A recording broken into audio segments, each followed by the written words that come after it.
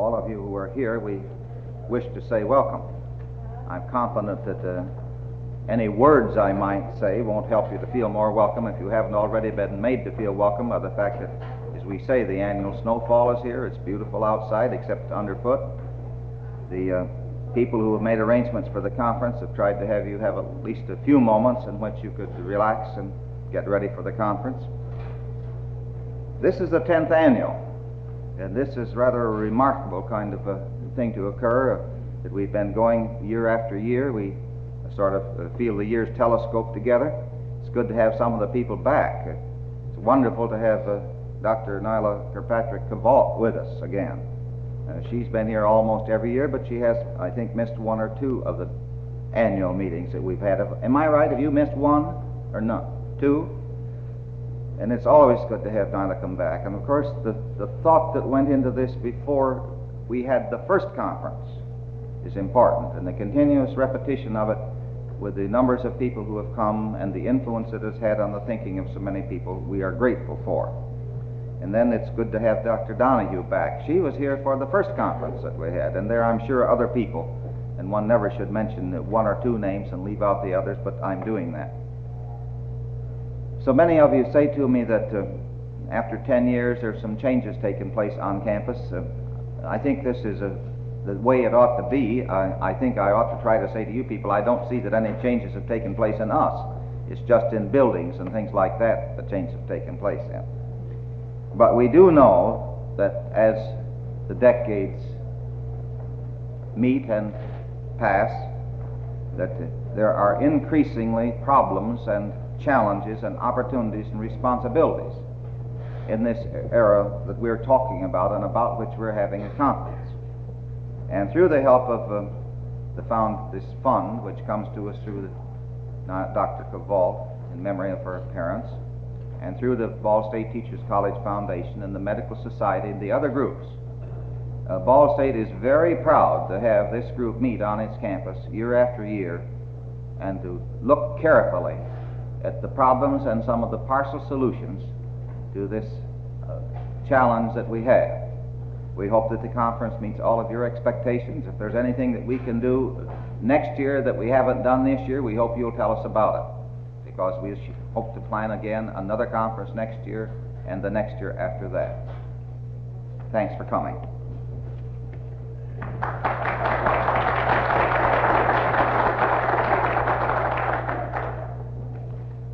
Thank you, President.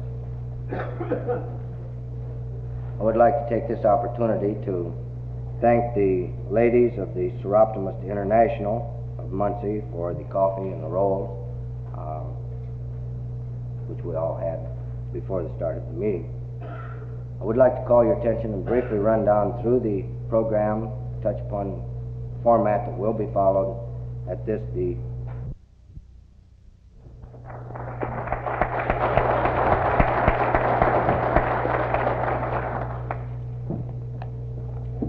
Thank you very much, Dean and Vice President Burkhardt, Dr. Craddock, Dr. Cruzen, Dr. Kowal, Dr. Donahue. I can go on with some more friends, Dr. Andrew, Dr. Salen, Dr. Davis, and others who have been putting Indiana on the map in the field of aging over the 10 years since this first Kirkpatrick Memorial Workshop was held. I assure you that it is a pleasure for me to be back here, an honor for me to be back here on the occasion of this 10th meeting. Since that time, I've got bifocals. I need to be sure that I can have these notes where I can see them. I should have added also, and my fellow aging Americans, if I were Dr. Craddock and President Emmons, I'd brag about the snow. I'd say, see what we did for you older people. We provided you with an opportunity to show that you can still take it. I welcomed the snow this morning. I haven't been out to take any of it like many of you have, however, yet. With this conference, Dr. Burkhart indicated that Ball State Teachers College is rounding out 10 years of significant contribution to the field of gerontology. These conferences over the years, and I have followed them to the best of my ability, have explored and assessed many aspects of this rapidly emerging and growing field of aging. They have provided opportunities for all of us to learn, to share experiences, to test and examine our ideas in the light of the knowledge and experience that are growing.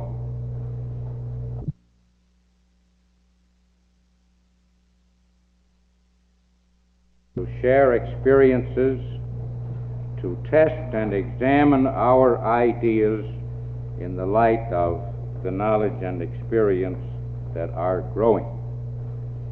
I think that we might look upon these conferences as an annual crucible or matrix in which we define and redefine our own ideas and attitudes, and in which we develop and modify the approaches that we will take to this matter of aging in our own communities and our own organizations.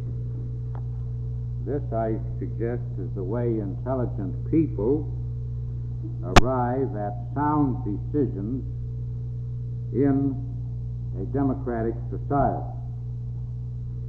We should be, all of us, especially grateful to Ball State College, its leaders, and to Dr. Kowalt for giving us this annual opportunity. I think further that it is quite fitting that this 10th workshop should be devoted to the subject of the family. As you know, if you don't know it, you can read it on the back of the program, that the Kirkpatrick Memorial Workshops owe their existence to a unique expression of family loyalty and respect. This 10th one especially honors Dr. Kowalt and the memory of her parents. Beyond this, the subject of the family is a timely one. The family status of older people and family relationships, intergenerational relationships, constitute one of the most important and complex aspects of aging. Research which has been done since the first conference was held here shows that there is a good deal of concern on the part of all generations about what the intergenerational relationships have to offer and what they should be. Research has also shown that there are a good many contacts among the several generations of the family. This is quite significant research because, as you probably will recall, if you search back in your memories, we felt 10 years ago, we frequently said or heard it said that the younger generations are abrogating their responsibilities toward the old, and that this is a terrible situation. Research indicates that to a very large extent this is not true. Traditionally, the family is one of, if not the most important institution of our society, of all societies. All societies have regarded the family as the ideal social unit for nurturing the young and for preparing them for adult life. The family or the kinship group, and by that I mean merely the extended family, relationship, people in the relationship who may or may not be living together under the same roof, provides the basis for our concept of the sociological primary group.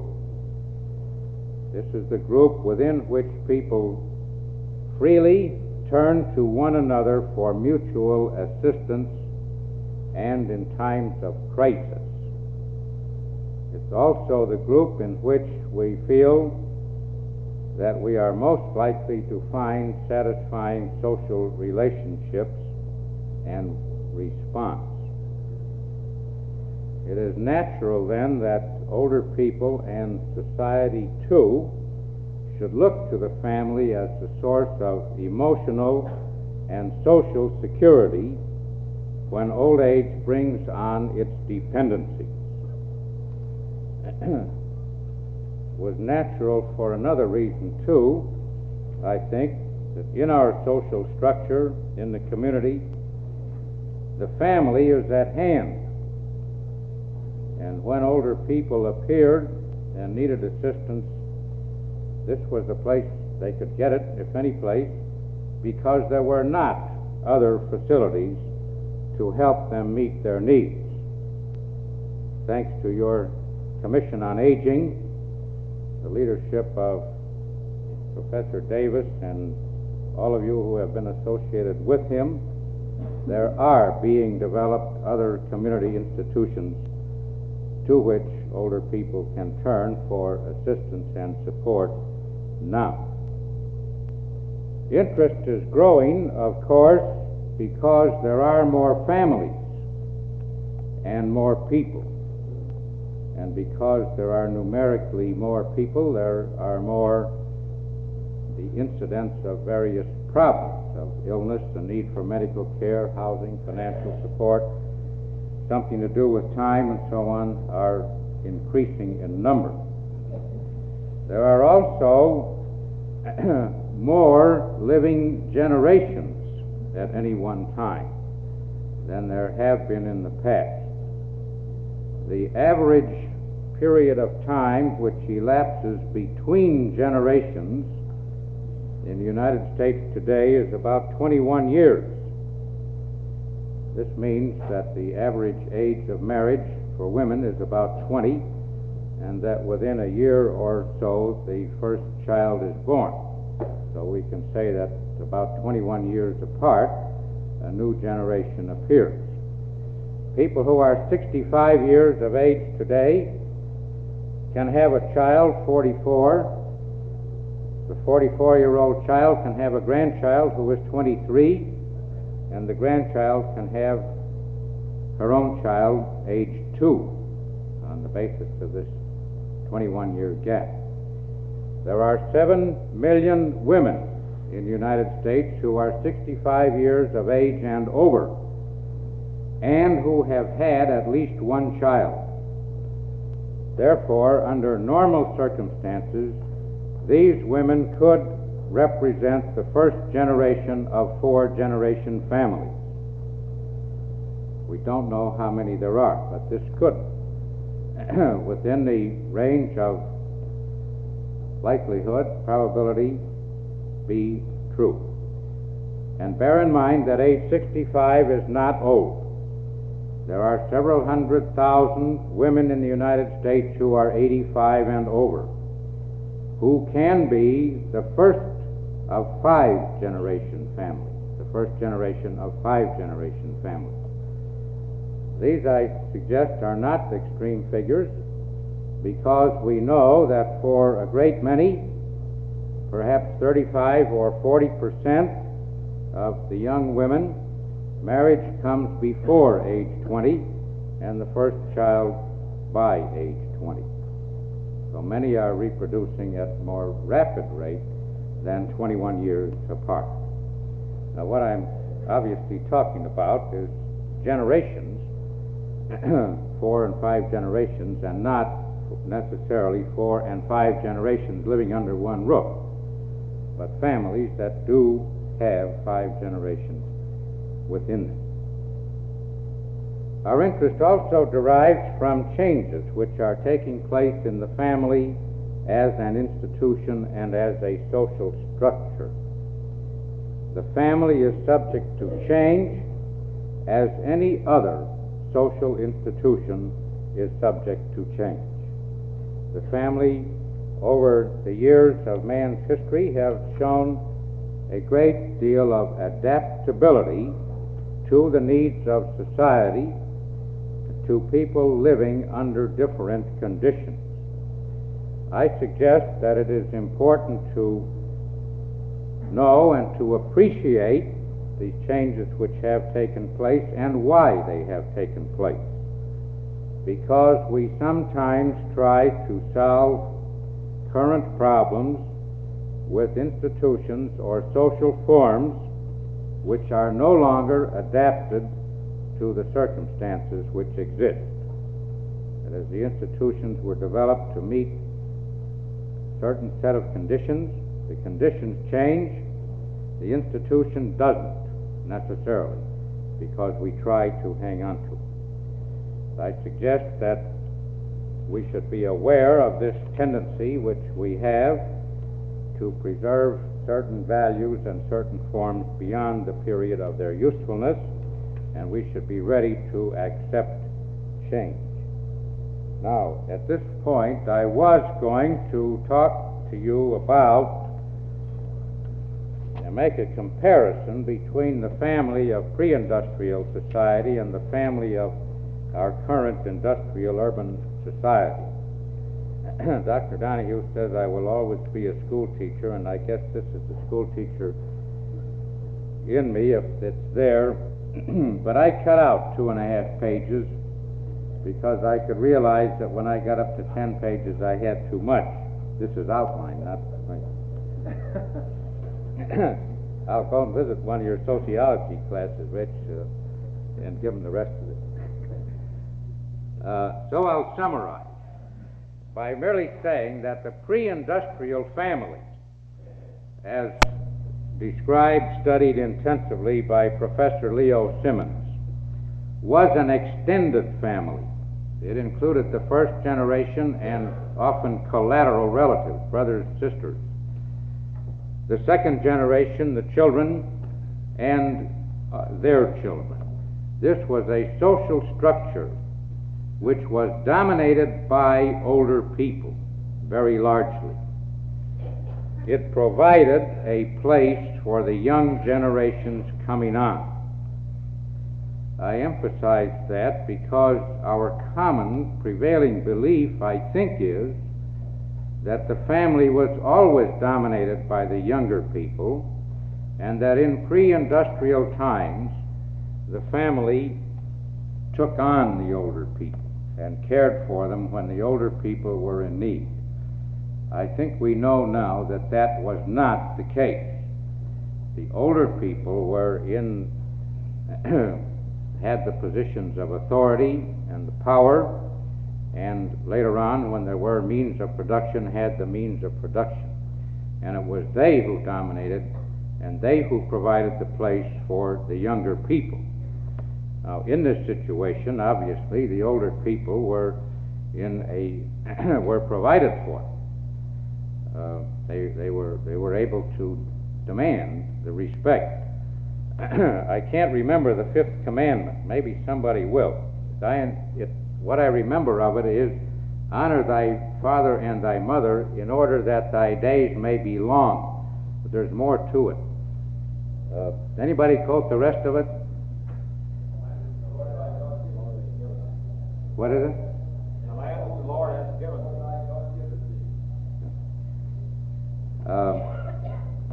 It has been suggested, and it seems to me reasonable, that this was developed as an admonition to young people to fulfill the roles assigned to them by society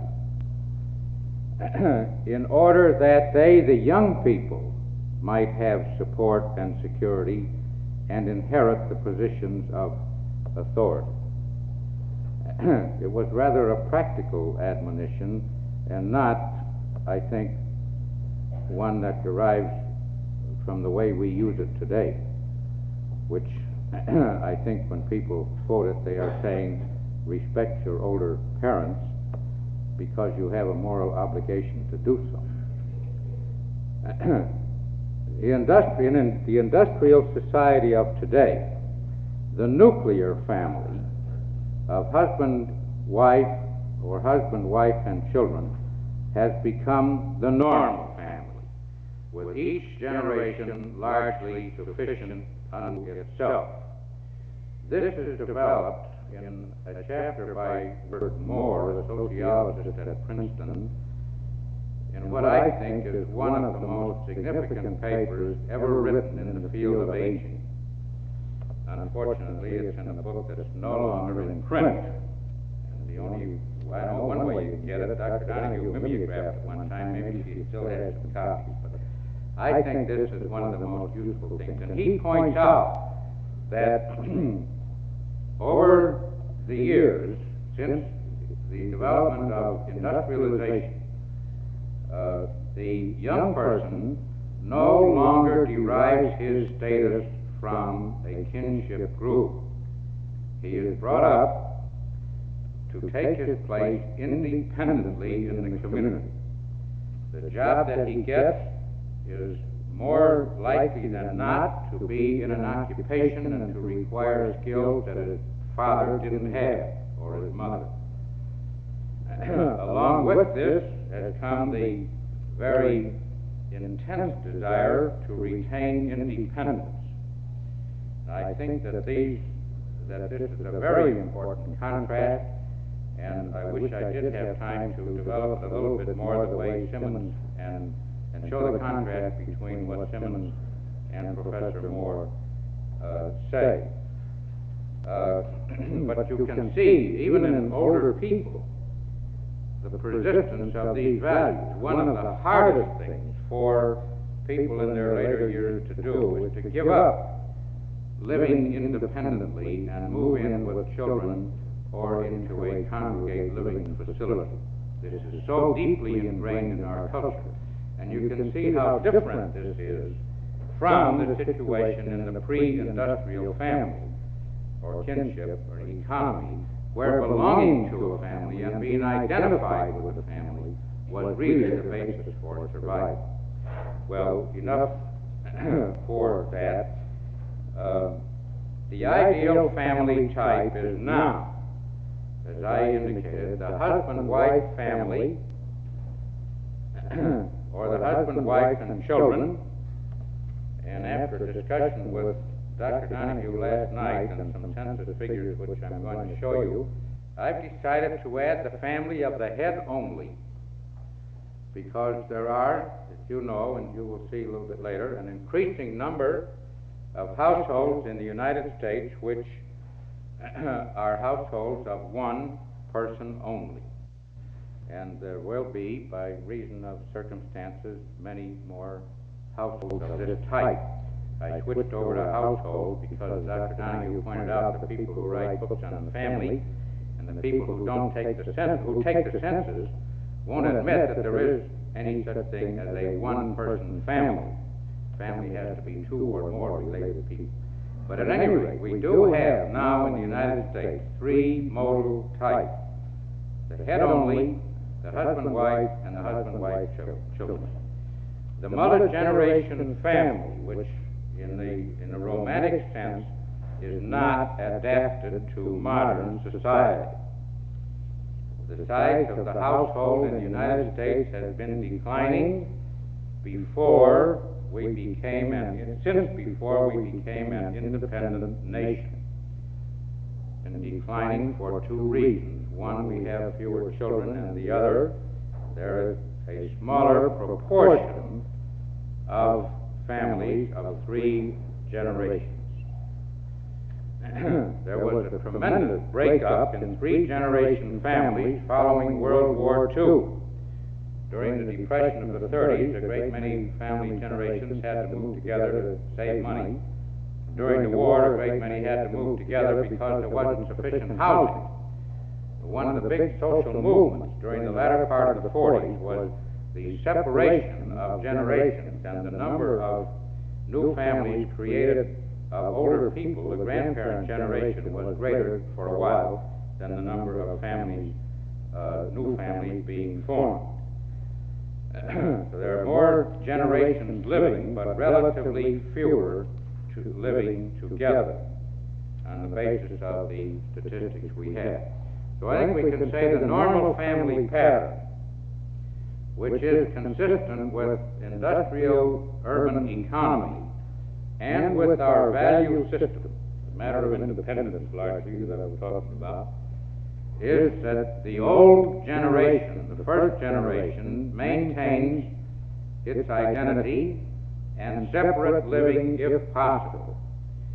The middle generation, those in what I call later maturity and middle age, are completing their parental responsibilities and moving toward or into retirement. By and large, these generations also retain their separate identities and separate living establishments.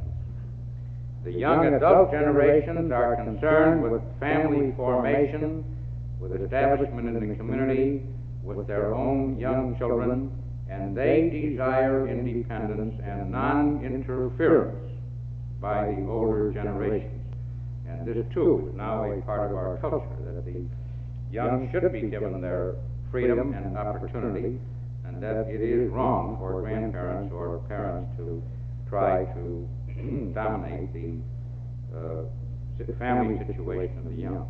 The very young children, of course, are living with their parents and in the traditional manner, the manner in which young people have always lived during the formative years. With this background, let us look a little at the position of older family members and generations today. We know that there are a great many departures from the normal, or what the sociologist calls the ideal type.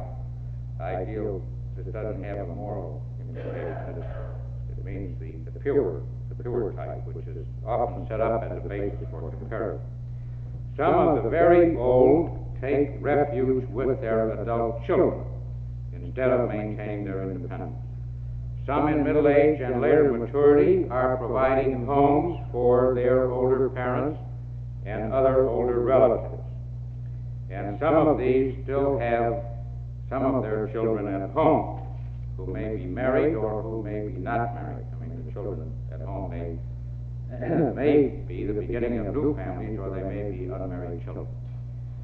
Some who are of the formative families, the very young families, are living with their parents largely during the early years of marriage while they're accumulating enough money to go out on their own.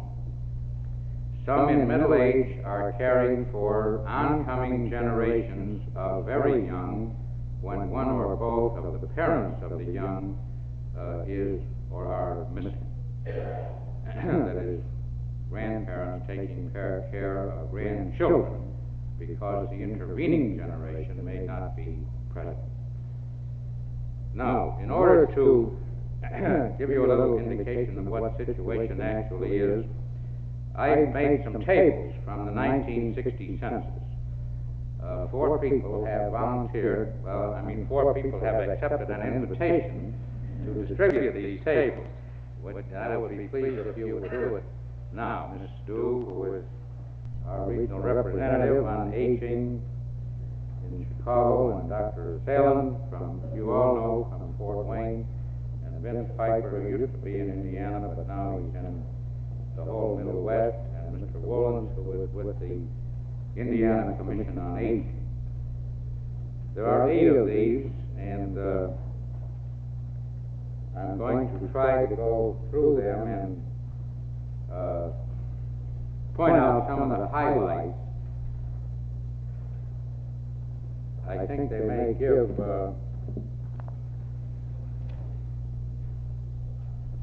just a little sense of realism, and that you may be able to use some of this information in your work group this afternoon. The first table is merely a population table. It tells how many people there are. If you're not used to reading tables, let me say that I left a lot of zeros off of here. The first figure you find in the table is 11 and 11,700,000 men in the United States who are between ages 35 and 44.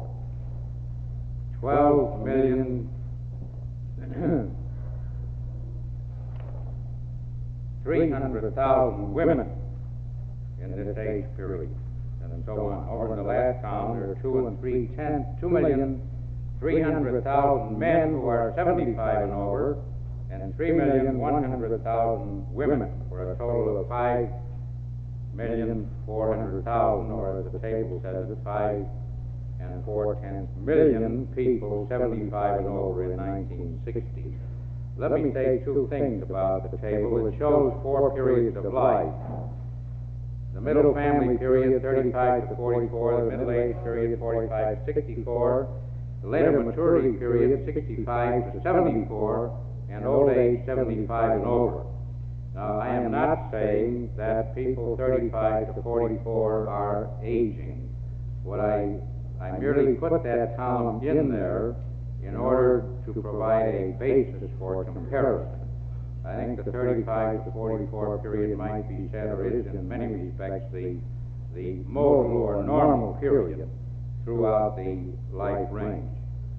You'll see some evidence of that later.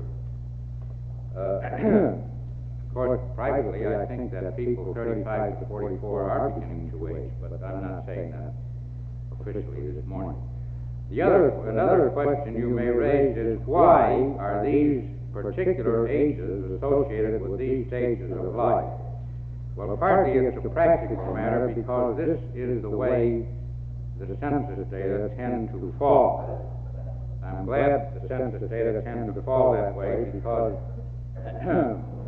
I was going to make middle age from 45 to 69. This is a function of my own changing age. We do change, Richard, over 10 years. I think the census maybe helped keep me objective. One thing I would point out about that table, however, is you will note that in the 35 to 44 year period, there are only about 600,000 more women than there are men. Only, that's a lot. But in the 75 to and over period, there are 800,000 more women than men. I suggest you turn to table 2, which shows the marital status of the population 35 and over for the same age periods. Look at the left-hand side of it, the percent married. You'll notice in the 35 to 44 period that 89% of the men and 87% of the women are married. This is the highest that it is at any age period in life, and that's why I put the 35 to 44 in. During middle age, the number of men who are married drops off, the proportion drops off a little. In later maturity, it drops off some more, and down at 75 and over, it's 56%. For women, the drop is much sharper and reaches a much lower figure. Only 21% of the women 75 and over are married. Now, of course, as you all know, one reason the men hold up, their proportion holds up so much is that they remarry after they have become widowed to a much greater extent than women. I won't comment on the other side of the table. It's merely the difference between these figures and 100.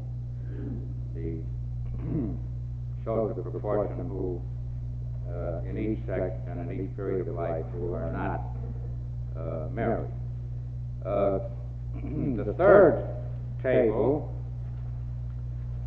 is, I think, also of interest because it shows that most older people continue to be family members throughout life. It shows also that the relationship within the family is subject to a good deal of change. Now, let me tell you what the first column means and why some of those are underlined. And this is men only. There's another table for women. Of all the 11.7 million men, 35 to 44, 89% of them are heads of households. Within that, 89%, 84%, in 84% of the cases, the wife is present. In 5%, the household head is not married. Usually this means she's a widow. So those 85 and 4 add up to the 89.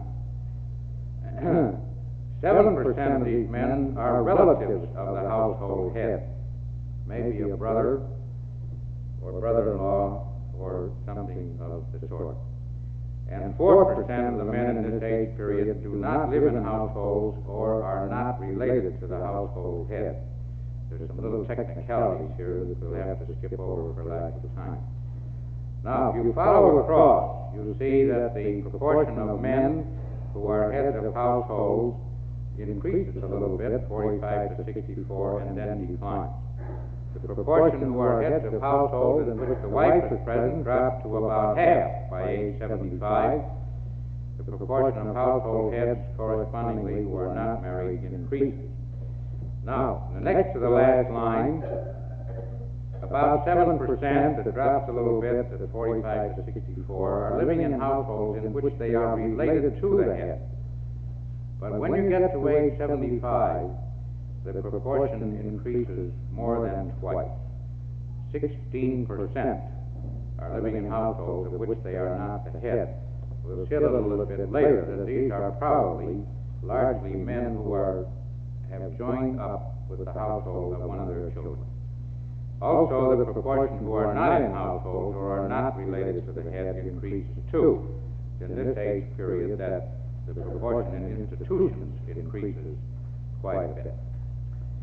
The next one, I know that I'm going kind of fast, but you'll have time to deliberate these, and we do want that next cup of coffee. You've been so generous about the coffee, I don't know what we're going to do with another one, but at least we need to work on it. In the families of women, with the women 35 years of age and over, the first line shows the proportion who are in households and living as the wife of the household head. And here you see a drop similar to that of marital status, from 82% of all the women 35 to 44, down to 69 in the next age period, to 42%, 65 to 74, the period in which the incidence of widowhood is greatest, becoming widows, and down to 18% of those 75 and over, with corresponding increases in the proportion of women who are heads of their own households, who are living as relatives of head, mother, aunt, some other relationship, and the proportion who are in institutions. That's not all institutions. Some of those are living in households in which there are no related people.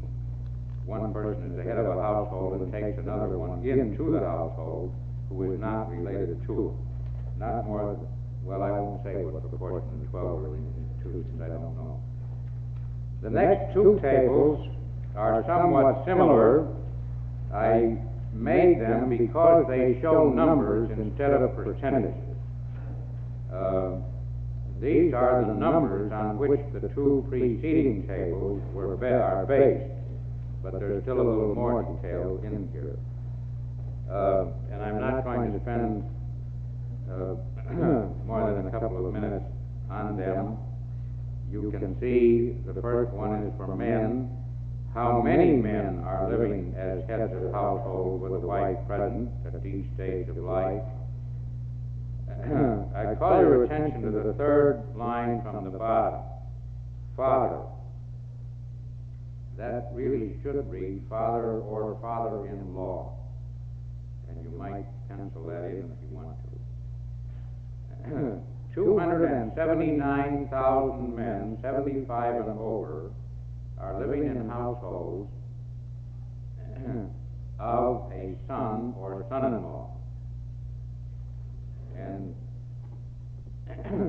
you you can see that this number increases. You can recall the proportions. The proportions are really the more significant figures in indicating how common this is. But this shows the number. Between 65 and 74, 200,000 men are fathers or fathers-in-law in households, and 75 and over, 279,000. The women show a similar change. If you look down to the mother-in-law line, at age 35 to 44, only 22,000 of the women in that age period are living in households as the mother or mother-in-law of a child. This jumped to 521,000 in the middle age period, to 680,000 in the period of later maturity, and to 742,000 age 75 and over. The 742,000 is about 2.5 times as large as the 279,000 figure for men, which means, confirms statistically what we all know, that older women are much more likely to be accepted in the homes of their children than are older men. There are some other things that you can see. The 680,000 and the 742,000 are potentially heads of 4-generation kinships or families. I won't go into that because the next table shows that. The next two tables are the last ones. We'll look at number 7 first. These are the number of generations in husband-wife households. This means that the household, as enumerated by the census taker, has as its nucleus a husband and a wife. And then this shows how many other generations there are represented. Of the almost 38 million husband-wife households in the United States, 11 million, almost 12 million of them are husband and wife only. That is, no children present, no parents present, no grandchildren present, period. Now, there is a footnote down there which indicates that in some of these cases there may be some other relative. It could be a niece or a brother or sister, or they could have a non-related person, a lodger living with them. But they don't have any of the people who are listed in this table. 12 million people, and this is why I switched over in what I was saying to say that this type of family is now one of the normal types. I beg your pardon, I'm getting a little ahead of myself. This is one of the normal types of family in our society. 12 million of husband-wife only. And these are one-generation families. The next column shows the various combinations of two-generation families. Almost 24 million are husband, wife, and children. And this accounts for about 45% of all of the households in the United States. There are also 500,000 families which consist of the husband, wife, and one or more parents, older than the husband and wife necessarily, the preceding generation. This is where the husband and wife have taken in the parents. Then there are 200,000, a little more, families of husband, wife, and grandchildren. This is where the own children of the husband and wife or the parents of the grandchildren are not present. These are two-generation families with a qualification. They span 3 generations. The first and third generations are represented. The second generation is missing. The next column shows the number of, I'm sorry, those were all 2. The next column shows the 3 generations. Husband, wife, one or more children, and one or more grandchildren. There are 680,000 of these in the United States at the present time. And then there are over 1 million households in which there is a husband and wife, one or more children, and one or more parents. This is the three-generation family we commonly talk about when we talk in the field of aging about the three-generation family. There are a goodly number of them. I'll skip that next point, that it's a small number, but point out in the last column that there are 29,000 families in the United States in 1960 which had a husband and wife at the head of them, one or more children, and one or more grandchildren, and parents. These are four-generation families living under one roof. The final table shows the households which are headed by a not married person. The one we just looked at were headed by a husband and wife. These families are headed by a widowed, divorced, or separated person. And there are, accounted for in the table, there are over 11 million. Actually, there are 2 million more of these in the population, but they don't fit into these categories. There are 7 million one-generation families consisting of the head only. This is why I departed a little while ago and said that I think this is one of the, must be regarded as one of the modal or normal family types in our society today. The two generations of head and children, this means a woman or a man with one or more children, 3 million. A head, which means a woman or a man with one or more parents, almost 500,000. And a head without children but with grandchildren, 135,000.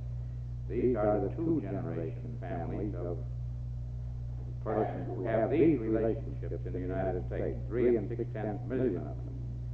Then there are some three-generation, the head with one or more children and one or more grandchildren, 400,000. The head, children, and parents, 163,000, for a total of 569,000 three-generation families with only a head, a man or a woman at the head of them. And if you go back and add that to the 1,873,000, where there was a head, a man and wife at the head, you come out with around 2.25 million three-generation families in the United States at the present time. And then there are about 10,000 four-generation families headed by a not married man or woman, which include one or more children, grandchildren, and parents. Well, I realized that I went over these tables much too fast. It took me a good many hours to figure these out. The census volumes get very large. We have computers now, so we can have 10 times as many census tables as we had before we had computers. That means it takes a long time to find a way through these volumes.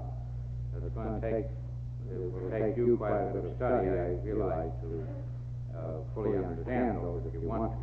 Well, in conclusion, let me say, Mr. Vice President, that I wind up this exercise feeling quite ambivalent or confused. I agreed with you some time ago to talk about the emergence of the multi-generation family. Then I stand here and tell you that the multi-generation family of the pre-industrial society has been declining. Maybe we should be talking about the re-emergence of the multi-generation family, but I'm not even sure of that. What is happening, I think, is that the percentage, the proportion of multi-generation families in our society is growing smaller. On the other hand, I think the number of multi-generation families, and I mean 3 and 4, is growing larger because the population is increasing and because there are more generations living, which gives the possibility of more combinations. All I have really shown, I think, is that the American family has a good deal of adaptability, that it is able to meet a variety of situations which arise. Young people without parents, older people who need help, and so on. We shall, I think, over the years continue to have more of all of these types. Thank you very much.